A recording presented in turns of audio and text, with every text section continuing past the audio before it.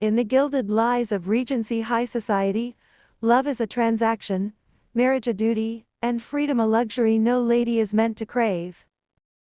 Penelope Redwood, Milford's most beautiful defiant belle, has spent years evading matrimony, clinging to her independence and swearing she would only marry for love, a secret lie she'd perfected to fool everyone but fate.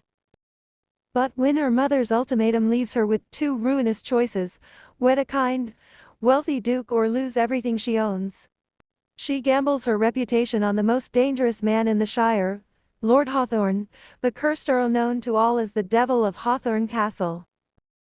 In the gilded lies of Regency high society, love is a transaction, marriage a duty, and freedom a luxury no lady is meant to crave. Penelope Redwood, Milford's most beautiful defiant belle, has spent years evading matrimony, clinging to her independence and swearing she would only marry for love, a secret lie she'd perfected to fool everyone but fate. But when her mother's ultimatum leaves her with two ruinous choices, wed a kind, wealthy duke or lose everything she owns, she gambles her reputation on the most dangerous man in the Shire, Lord Hawthorne, the cursed earl known to all as the Devil of Hawthorne Castle. Penelope stared blankly at her dinner plate, her appetite long vanished after her mother's cold, final demand. The ruby engagement ring of the Duke of Burberry sat abandoned in her chamber, a symbol of the gilded cage she refused to lock herself into. "A week from today," Countess Diana said firmly, her voice stripped of its usual leniency, "you will tell the Duke you've changed your mind. You will marry him." Penelope's throat went dry. "I will not marry a man I do not love." "Love is a luxury women like us cannot afford," Diana retorted sharply. "I have spoiled you, given you every freedom no other lady dares to dream of. But my patience is ended. Refuse the Duke, and I cut all funding. You will have 1 month to leave this house and fend for yourself." Tears stung Penelope's eyes, hot and frustrated. She knew her mother was not bluffing.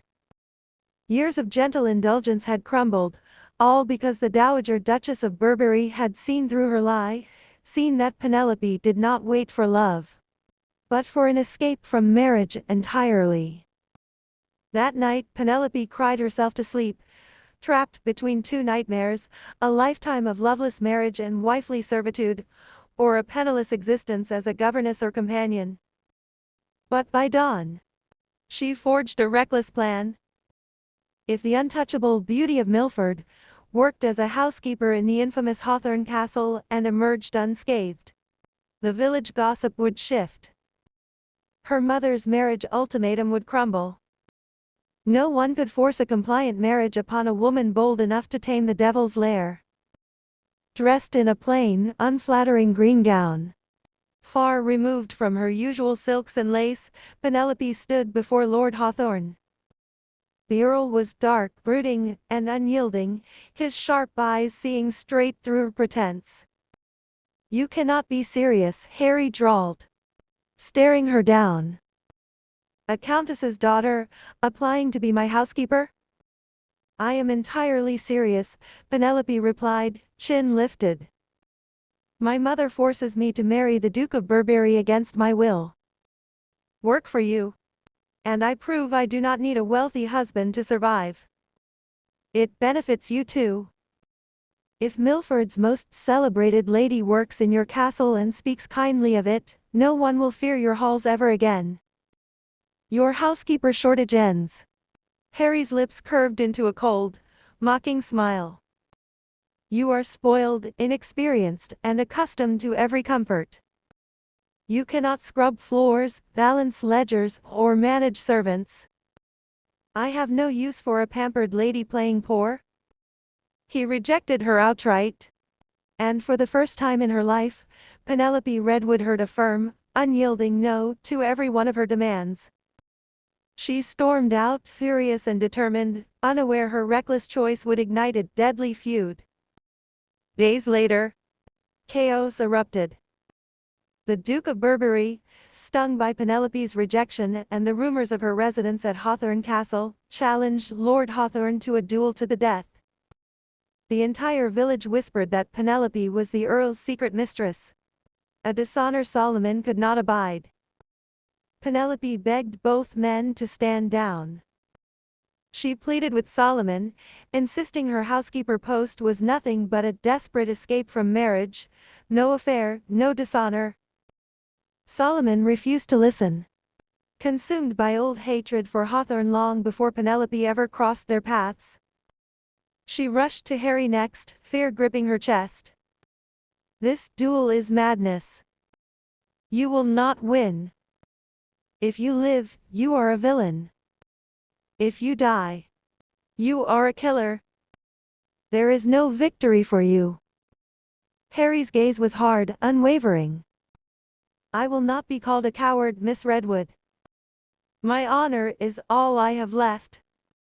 As dawn broke on the duel day, Penelope begged for one promise, that both men would return alive.